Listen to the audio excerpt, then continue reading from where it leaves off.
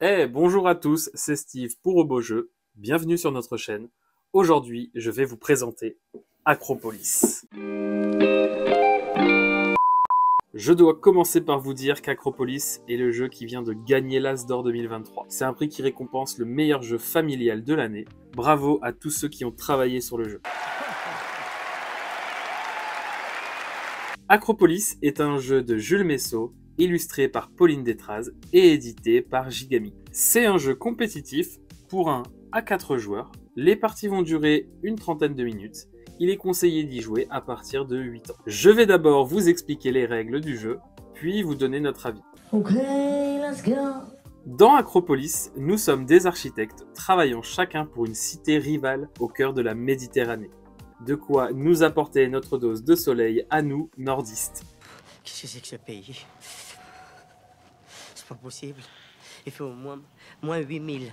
Autant vous dire qu'en ce moment, on en a bien besoin par chez nous à Lille. Nous allons devoir construire notre cité et pour gagner, elle devra être la plus harmonieuse possible. Il ne suffira pas de placer des quartiers au hasard. De plus, il ne faudra pas négliger les carrières pour avoir assez de pierres et construire des bâtiments en hauteur. On va passer à la mise en place. Pour commencer, vous allez devoir prendre les tuiles correspondant à votre nombre de joueurs. Si vous êtes 4, c'est facile, on prend toutes les tuiles. Il faudra ensuite faire 11 piles de tuiles face cachée au hasard. Il faudra dans chaque pile mettre autant de tuiles qu'il y a de joueurs plus 1. Il va alors vous rester autant de tuiles qu'il y a de joueurs plus 2 à disposer face visible au milieu de la table. C'est ce qu'on appelle le chantier. Prenez chacun une tuile de départ. Récupérez ensuite des pierres.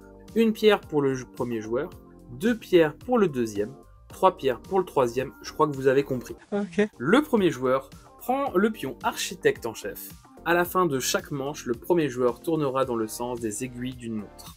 Comment est-ce qu'on joue ? Votre tour se compose de 2 phases. Vous prenez tout d'abord une tuile du chantier. Vous dépenserez une pierre par tuile qui précède celle que vous souhaitez. La première ici sera par exemple gratuite. Mais si je veux la troisième tuile ici, je devrais dépenser 2 pierres. Vous placez ensuite cette tuile dans votre cité. La seule contrainte est qu'elle doit au moins toucher un bord de tuile. Vous pouvez choisir de placer votre tuile sur un niveau supérieur. Elle ne pourra alors pas se trouver au-dessus d'un espace vide et elle devra être à cheval sur au moins 2 tuiles différentes. Dès qu'il reste une seule tuile dans le chantier, vous passez le pion grand architecte et vous rechargez le chantier avec une pile de tuiles. La partie se termine lorsqu'il restera une tuile dans le chantier et que vous ne pourrez plus la recharger. Il y a 3 types de constructions différentes. Les carrières, c'est la seule façon de gagner des pierres pendant la partie. Une carrière de recouverte par une autre tuile vous permettra de gagner une pierre. Les quartiers, il y en a de 5 types différents. Chaque type aura ses propres conditions de placement pour qu'il puisse vous rapporter des points en fin de partie. Les marchés, en jaune, ne devront être adjacents à aucun autre marché. Les casernes, en rouge, devront se trouver dans la périphérie de votre cité pour marquer des points. Les temples, en violet, devront être à l'inverse, être complètement entourés par d'autres cases. Les jardins, en vert, n'ont pas de contrainte de placement. Pour les habitations, en bleu, on prendra en compte uniquement votre plus grand groupe d'habitations adjacentes pour le décompte de fin de partie. Si vos quartiers sont construits en hauteur, ils vaudront encore plus de points. Au niveau 1, un quartier vaudra 1 point, mais ils vaudront 2 points au niveau 2 et 3 au niveau 3. N'hésitez pas à prendre de la hauteur. Les places vont vous permettre de marquer des points. Sans elles, les quartiers ne vaudront rien en fin de partie. Une place avec 2 étoiles vous permettra de multiplier les points de vos quartiers de la même couleur par 2. Vous l'aurez compris, si on n'a pas de place d'une couleur de quartier, ces quartiers verront leur valeur multipliée par 0. Ça y est, vous pouvez maintenant jouer à Acropolis à plusieurs.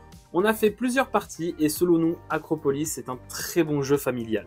Il a des règles très simples d'accès et s'explique assez vite. Cependant, il a quand même une profondeur de jeu et on ne va pas se lasser au bout de 2 ou 3 parties. Les variantes du jeu sont vraiment très chouettes. Si on joue avec toutes les variantes en même temps, ça devient même un sacré casse-tête pour optimiser ses points. On pourrait croire au premier abord que c'est un jeu qui se joue chacun de son côté, mais non. Il est vraiment très important de regarder les cités de vos voisins pour ne pas leur laisser les tuiles très importantes. Vous ferez souvent face à un dilemme, prendre cette tuile pour marquer des points, ou prendre cette tuile pour empêcher votre voisin d'en marquer. À 2 joueurs, c'est encore plus important qu'à 4. Les parties vont être différentes à chaque fois. Est-ce que je vais me spécialiser dans un type de quartier? Ou alors, est-ce que j'essaie de faire des points sur tout en même temps? Est-ce que je vais construire en hauteur? Ou est-ce que je vais partir sur une grande ville plate? Il y a beaucoup de possibilités.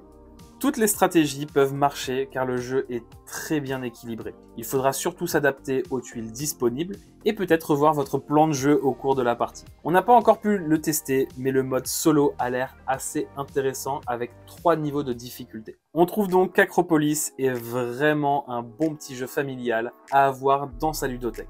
Et vous, qu'est-ce que vous en pensez ? N'hésitez pas à vous abonner, à mettre un petit pouce bleu pour nous encourager. Vous pouvez aussi commenter pour nous dire si vous avez apprécié la vidéo ou si à l'inverse, vous voyez comment est-ce que l'on pourrait nous améliorer. Et surtout, dites-nous si le jeu vous a plu. Nous, on se retrouve très bientôt.